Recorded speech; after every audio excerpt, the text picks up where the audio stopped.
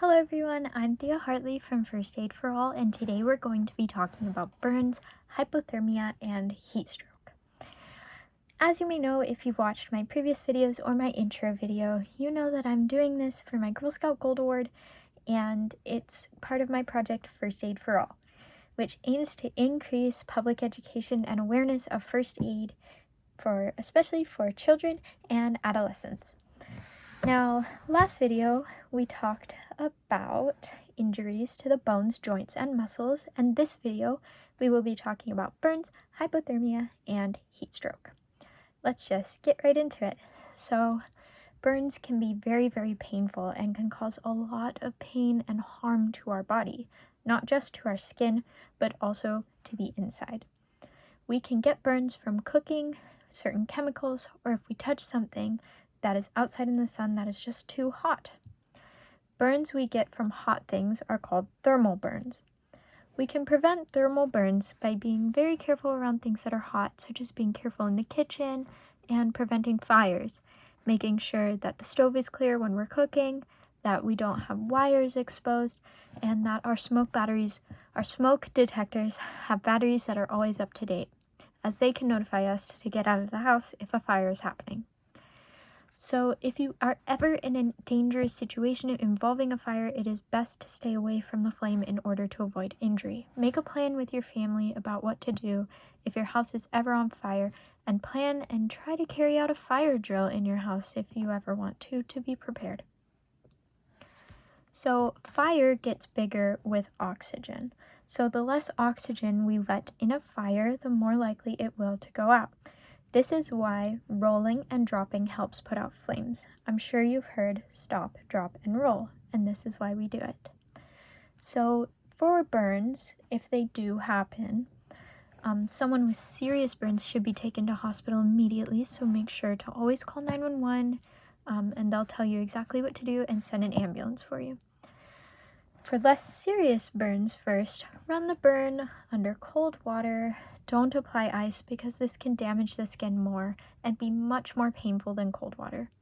You also want to cover it as soon as you're done running water over it because burns can get infected very easily. As you remember from our video on wounds, infection is when something in our skin is open and it causes germs to get in it, and those germs can make us very sick.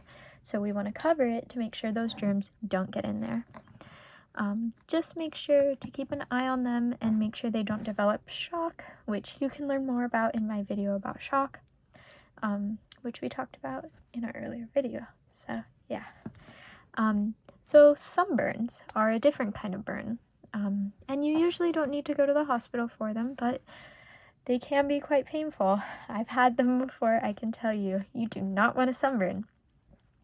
So you can prevent it by wearing long sleeves when you're out in the sun, or a hat, and of course sunblock.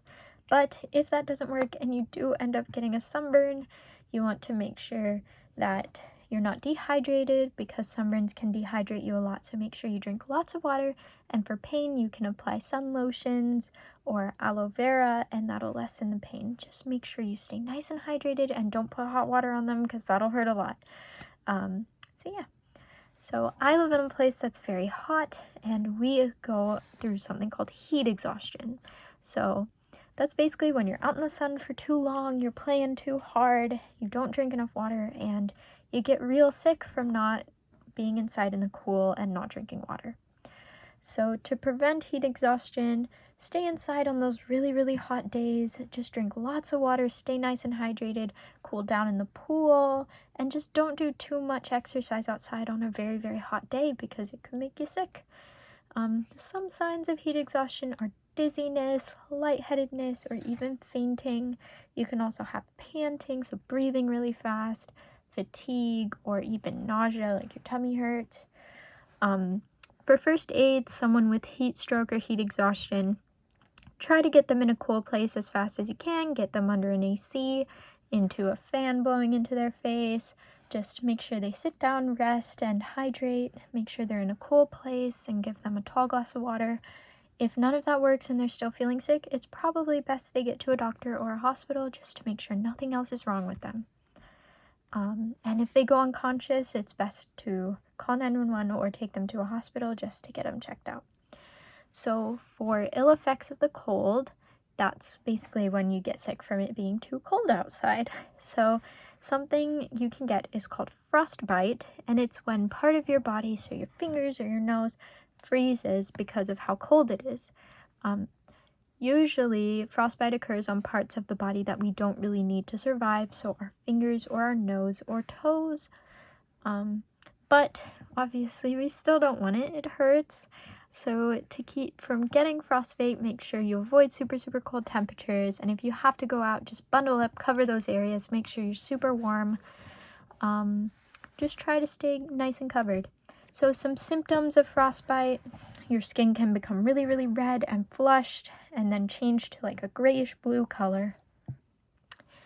And that can be a sign of frostbite. So you want to make sure that you get it warm and make sure it just gets as warm as possible. Make sure not to rub anything against it, however, because that can make it hurt and it can make the skin go raw. And you don't want that because that would hurt. If you do have frostbite, it's best to seek medical care. Go to urgent care or your doctor's office because they'll tell you how to treat it best. Hypothermia is when you're outside in the cold for a very long time and it can make you very sick.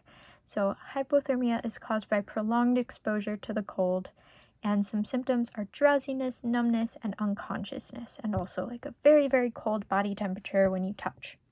So some first aid: if you think someone has hypothermia, call 911, as this can be really dangerous. It can make your heart and your brain not function as well as they should be, and that can be really dangerous and make someone really sick. Get them into a warm room and surround them by warm blankets, and you can warm blankets by putting them in a drying machine. So, just like a washer dryer, if you put them right in the dryer, it can make them warmer, and that can help warm someone up quicker. You can also use a warm bath. Never use hot because that can shock the body and the person can go into shock, which you can learn about in my previous videos. I hope you never have to use any of these skills, but if you do, I'm so glad you're prepared. Please comment below something you learned in this video. I'd love feedback and know how I can make my program better. Thank you so much for watching. In our next video, we're going to be talking about common emergencies. I hope you have a great rest of your day. Bye!